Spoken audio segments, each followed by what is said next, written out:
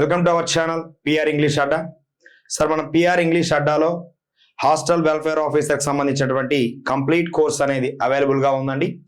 అదే విధముగా మన పిఆర్ ఇంగ్లీష్ అడ్డా యూట్యూబ్ ఛానల్లో ప్రతిరోజు కూడా సాయంత్రం 6:30 లైవ్ సెషన్స్ మనం నిర్వహిస్తూ ఉన్నాం. సో అదేవిధంగా ఈ సెషన్లో ప్రధానముగా ఏపీ హాస్టల్ వెల్ఫేర్ ఆఫీసర్లో గతంలో అడిగినటువంటి కొన్ని ప్రీవియస్ ఇయర్ బిట్స్ ని మీ ముందుకు తెచ్చే ప్రయత్నం చేస్తున్నాండి. సో కంటెంట్ ఒకసారి వెళ్ళే ప్రయత్నం చేద్దాం, ఓకేనండి. సో ఇక్కడ ఏదైతే ఏపీ హాస్టల్ వెల్ఫేర్ ఆఫీసర్ సంబంధించి కంప్లీట్ కోర్స్ అన్నామో, సో ఈ complete course paper 1 and paper 2 అండి. సో పేపర్ 1 లో ఏముంటుందంటే general studies, mental ability. So paper 2 లో ఏముంటుందంటే ఎడ్యుకేషన్ పేపర్ అండి. రెండు పేపర్లను కూడా మన అకాడమీ వారు 1 ఇయర్ వ్యాలిడిటీతో 1,999కే ఈ కోర్స్ ని ఆఫర్ చేయడం జరుగుతుంది, ఓకేనండి. సో వినియోగించుకోగలరు. నెక్స్ట్ కంటెంట్ లోకి వచ్చినట్లయితే కంటెంట్ లో ఈ సెషన్ లో తొలి బిట్ చూడండి అమ్మా. అభివృద్ధి ఒక వ్యక్తిలో డాష్ ని చూపుతుంది అంటున్నాడు. సో క్షితిజ సమాంతరమైనటువంటి అభివృద్ధి కలిగి ఉంటుందా, మానసికముగాన, భావోద్వేగమా, లేదా అన్ని విధాలైనటువంటి మార్పుల? అంటే ఒక వ్యక్తి అభివృద్ధి చెందాడు అంటే సాంఘికముగా అభివృద్ధి చెందాడా, సాంస్కృతికముగా అభివృద్ధి చెందాడా, మానసికముగాన, శారీరకముగాన, ఉద్వేగముగాన అని అడుగుతా ఉన్నాడు. సో ఇక్కడ అభివృద్ధి అనేసరికి అన్ని అంశాలు మానవునిలో సమగ్రమైనటువంటి మార్పులు ఏ మార్పు రావాలి? ప్రవర్తనలో. గమనించాలి, మానవునిలో సమగ్రమైనటువంటి ప్రవర్తన మార్పులన్నింటినీ కూడా మనము దేనితో చూపిస్తున్నామంటే అభివృద్ధి. ఈ అభివృద్ధి అనే అంశములో సాంఘిక, మానసిక, శారీరక, ఉద్వేగ పరమైనటువంటి నైతిక అంశాలు కూడా ఉంటాయి. సో దీనికి ఆన్సర్ ఏమవుతుందంటే అన్ని విధాలైన మార్పులు అంటున్నాడు. సో క్షితిజ సమాంతర, హారిజంటల్, సో దానితో పాటుగా వెర్టికల్ గా కూడా ఉంటుందండి చేంజెస్ అనేవి. దీన్ని మన వికాసములో శిర పాదాభిముఖము నుండి లేదా కేంద్రం నుండి ఇరువైపులకు చదువుకుంటాం, ఓకేనండి. సో ఆన్సర్ ఏమవుతుందంటే 4 అవుతుందండి. Next move on to the second one. పియాజే ప్రకారము అభివృద్ధిలో, అంటే పియాజే అనేవాడు అభివృద్ధికి సంబంధించి 4 దశలు చూపించడం జరిగినది. ఈ 4 దశలలో మనకేమడుగుతున్నాడంటే 2 నుండి 7 సంవత్సరాలు ఉన్నటువంటి దశ ఏమిటి అంటున్నాడండి. మరి పియాజే యొక్క దశలు ఏమిటి సార్ అంటే 1 ఇంద్రియ చాలక దశ, 2 మనం ప్రధానంగా పరిశీలించట్లయితే ఇంద్రియ చాలక దశ, అదే విధముగా పూర్వ ప్రచాలక దశ. ఏమంటున్నాము?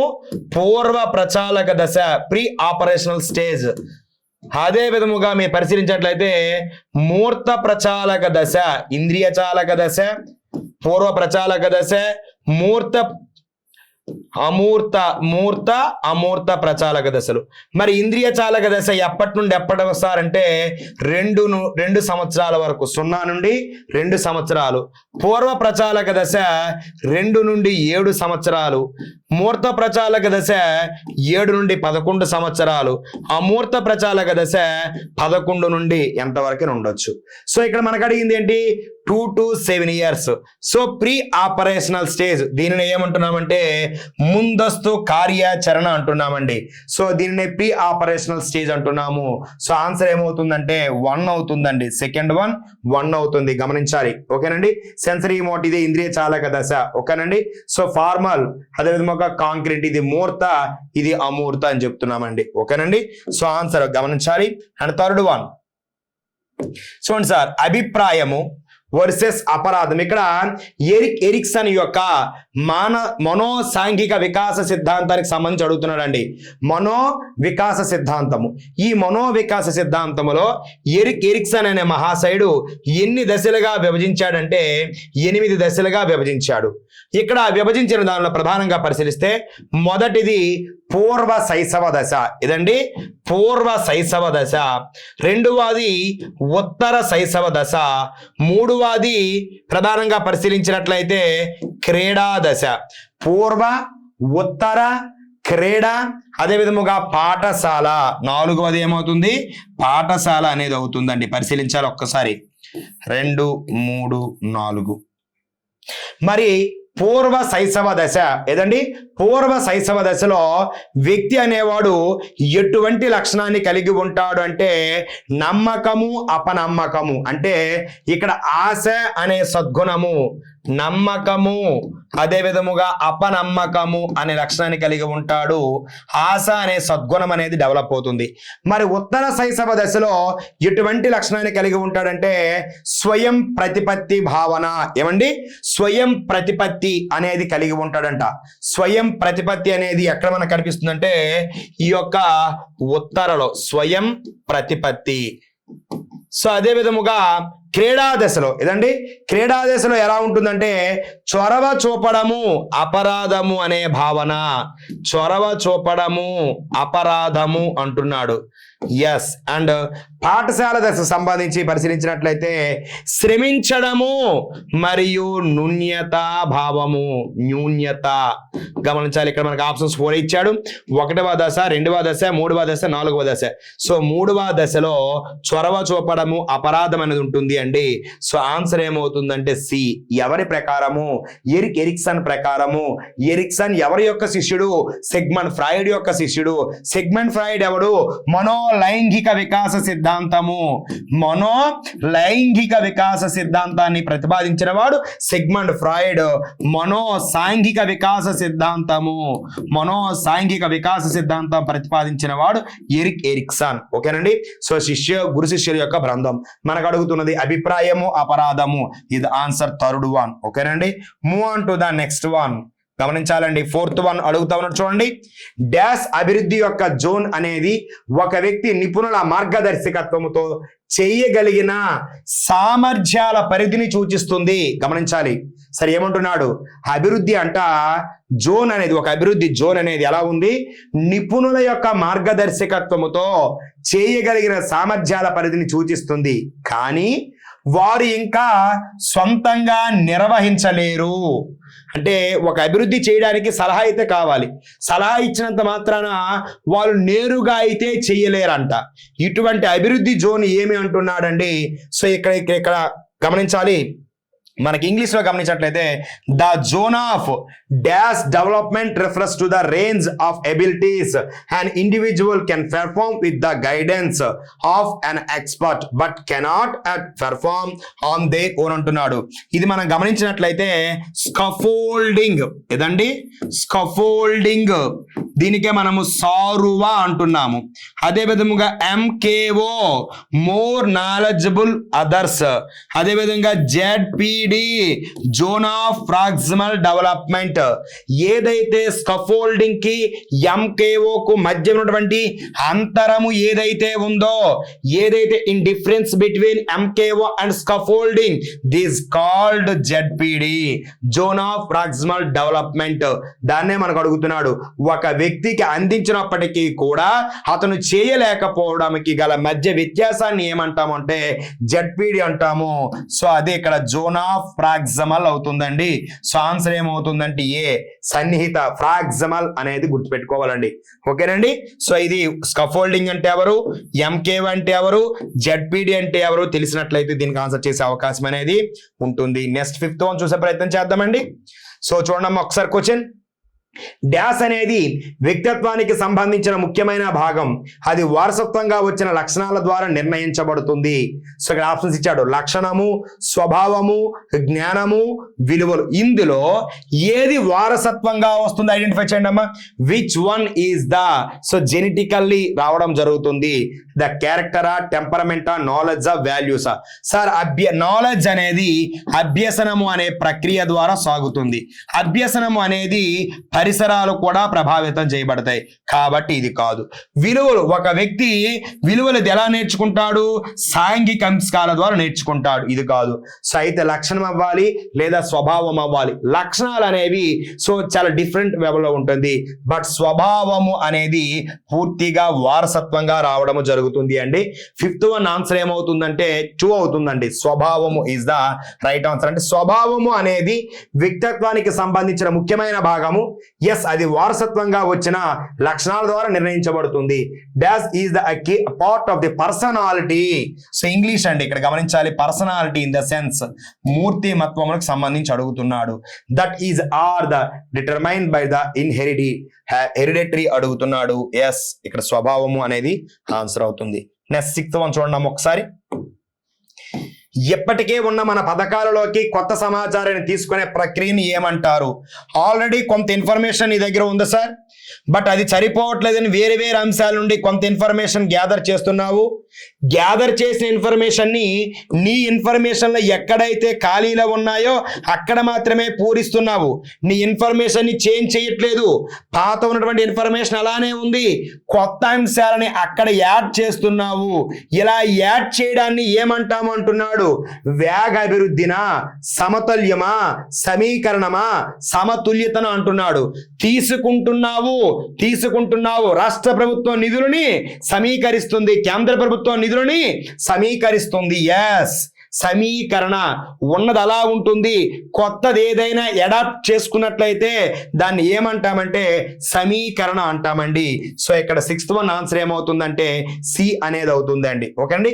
ఇప్పటికే ఉన్న మన పథకాలలోకి కొత్త సమాచారాన్ని తీసుకునే ప్రక్రియని ఏమంటామంటే సమీకరణ, అసెంబ్లేషన్ అంటామండి.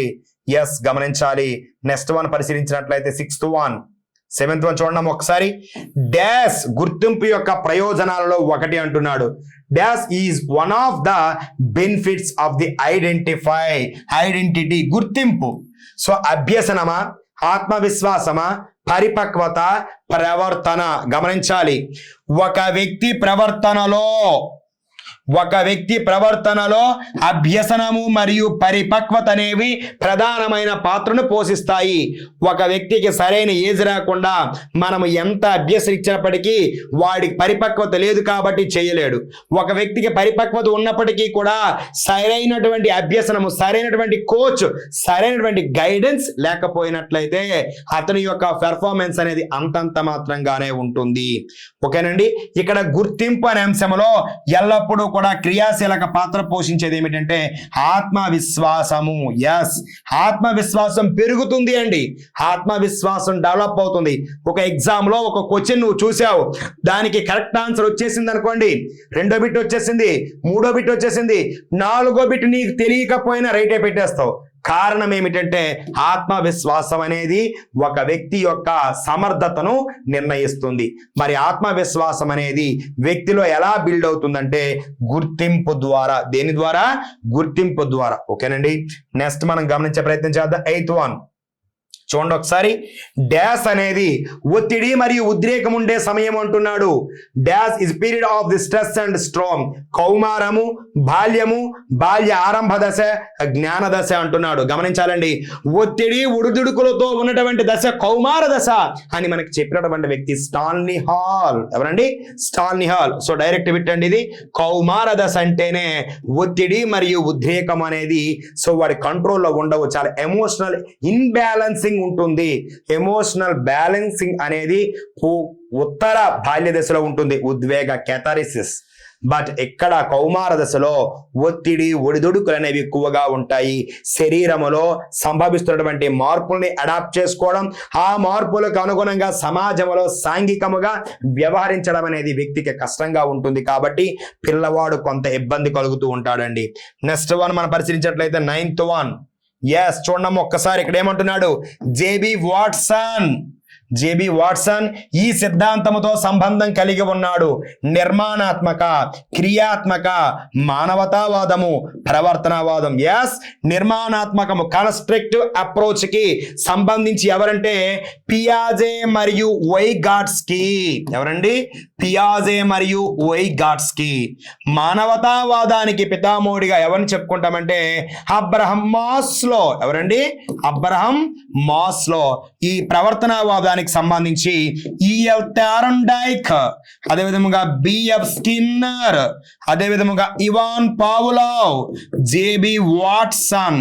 సో వీళ్ళంతా కూడా ఏ వాదానికి చెందిన వారంటే ప్రవర్తనవాదానికి చెందిన వారు. So JB Watson was behaviourism related to the. ఓకేనండి. సో ఇక్కడ 9th వన్ ఆన్సర్ ఏమవుతుందంటే బి ఈజ్ ద ఆన్సర్ అండి. Okay sir. Next move on to the next one. Yes 10th one ఒకసారి చూడండి అమ్మా. అసోసియేషన్ సిద్ధాంతాలను డాష్ సిద్ధాంతాలని కూడా అంటారు అన్నాడు. ఇక్కడ association the theories are also known as dash theories, SS, RS, RR, SR. గమనించాలండి.